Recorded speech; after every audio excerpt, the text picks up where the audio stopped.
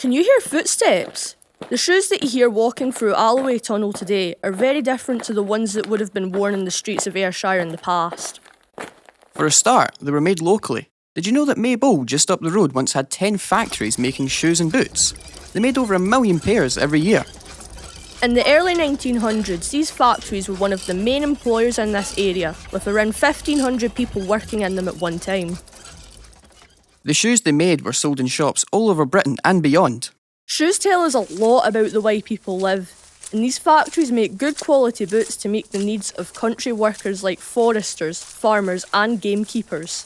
They were sturdy, heavy to wear, but built to last. One factory proudly described them as equal to handmade.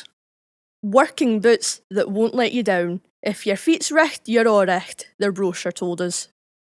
It wasn't easy work, however, and the men and women making the boots and shoes needed to be skilled, working with leather, using special tools and later on sewing machines. The factories would also have been noisy, and the working day was very long. William Peden, who started working in a shoe factory in McBlain, aged just 13, described his working day. Aye, the work day started at 6 a.m. Just think of having to get up, lighting the fire on a cold winter morning, grabbing a cup of tea, maybe a slice of toast, then having to dash off to the factory and be on time when the horn or the siren blasted off.